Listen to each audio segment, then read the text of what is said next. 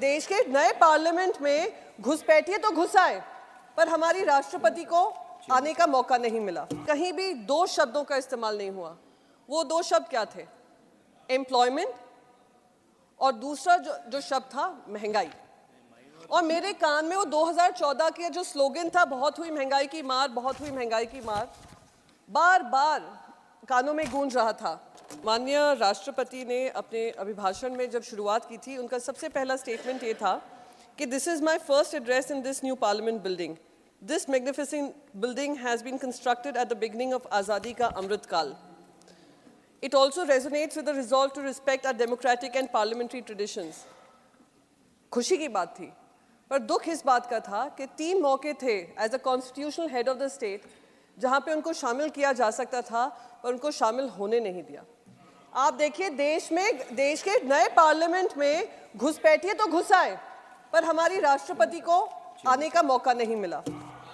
फिर मैं सर दूसरी बात, संविधान की उन्होंने बात की कि हम 75वां साल संविधान का मना रहे हैं, तो उससे मुझे याद आया, संविधान की जब हम बात करते हैं, सुप्रीम कोर्ट ने एक जजमेंट दिया था महाराष्ट्र सरकार को जिस तरीके से बनाया गया था उसको लेकर, क्योंकि संविधान के दायरे में आता है, शेड्यूल 10 के दायरे में आता है, इसलिए बस 2 मिनट लूंगी, वर्डिक्ट का ही सुनाऊंगी। The governor's decision to call for a floor test on 28 June 2002 was illegal. ये गवर्नर साहब का रोल है, उसके बारे में बात कर रहे हैं। The communication of the governor dated 30 June 2022 calling mister Eknath Shinde to take oath as the chief minister is unconstitutional and ought to be set aside.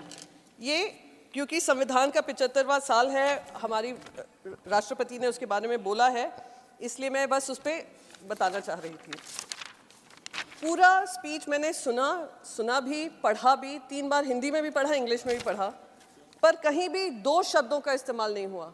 वो दो शब्द क्या थे? एम्प्लॉयमेंट और दूसरा जो शब्द था महंगाई। और मेरे कान में वो 2014 के जो स्लोगन था, बहुत हुई महंगाई की मार, बहुत हुई महंगाई की मार, बार बार कानों में गूंज रहा था। 2024 में बैठे हैं, जिन्होंने महंगाई खत्म करने की बात की थी, उन्होंने आमदनी अठन्नी खर्चा रुपया कर दिया है। क्योंकि ये अभिभाषण जो था माननीय राष्ट्रपति का सरकार से ही आता है, सरकार अपनी उपलब्धियां बताती है और सरकार के जो भी मंत्रालय हैं वो अपने इनपुट्स बताते हैं। तो उससे मुझे अटल बिहारी वाजपेयी की किताब है, 51 कविताएं हैं उनकी, उससे मुझे उनके 4 जो पोइट्री के 4 ही शब्द बोलूँगी जो उन्होंने लिखा है। आदमी की पहचान उसके धन या आसन से नहीं होती, उसके मन से होती है। मन की फकीरी पर कुबेर की संपदा भी रोती है। तो जहाँ पे फकीरी हो देश के लिए, और देश के जो 4 स्तंभ की बात कर रहे हैं, जिसका वादा 2014 में भी किया था, नारी शक्ति की बात हो, महंगाई की बात हो, भ्रष्टाचार की बात हो, खुलेआम भ्रष्टाचार हो रहा है महाराष्ट्र सरकार में। मैंने सारे अनपार्लियामेंट्री वर्ड्स देख लिए हैं सर, जो मैं शब्द यूज़ करने वाली हूँ वो अनपार्लियामेंट्री नहीं है। गैंग वॉर चल रहा है बाकायदा कैबिनेट में, क्योंकि संविधान के तौर तरीके को दुरुपयोग हो रहा है, इसलिए मुझे लगा कि मैं इस पर चर्चा कर लूँ। साथ ही साथ राष्ट्रपति जी ने बताया इनकम टैक्स रिटर्न्स किस तरीके से बढ़े हैं, 3.25 करोड़ से 8.25 करोड़ बढ़े हैं, अच्छी बात है, पर रिटर्न्स बढ़े हैं, टैक्स नहीं बढ़ा है। जो टैक्सेबल इनकम है वो नहीं बढ़ी है, और बल्कि यहाँ पे number of tax payers drop हुए हैं 19 और 20 में, 2019 और 20 में। देश की पूरी आबादी में सिर्फ 6.23% ऑफ इंडियाज पॉपुलेशन टैक्स पे करता है। सिर्फ 3,20,000 लोग 50 लाख के ग्रॉस इनकम की टैक्सेबल इनकम में आते हैं। ये देश की सच्चाई है। 10 साल की बात कर रहे हैं, उसके बारे में ही बोल रही हूँ।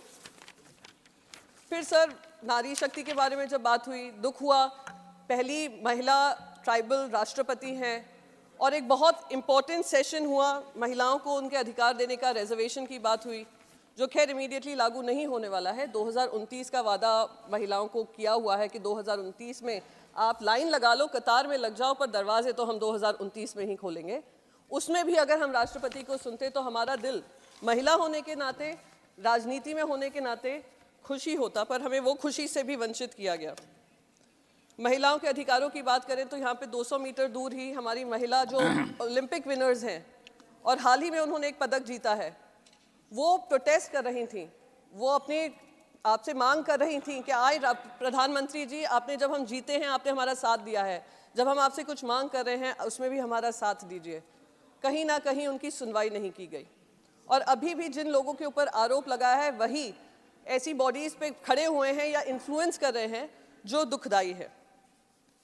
क्राइम्स अगेंस्ट वुमेन, फौजिया जी ने बाकायदा बताया किस तरीके से उसके आंकड़े बड़े हैं, तो मैं ज़्यादा आंकड़ों पे नहीं जाऊंगी। फार्मर सुसाइड, किसानों की बात की गई,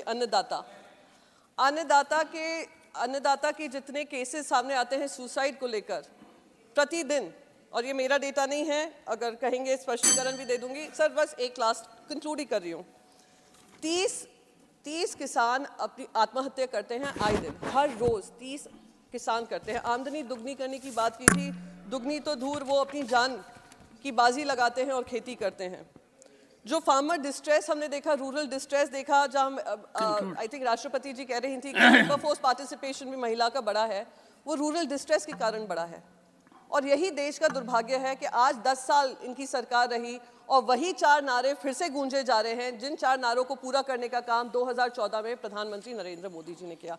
इन्हीं शब्दों से मैं अपना स्पीच खत्म करती हूँ sir. Thank you so much. Thank you.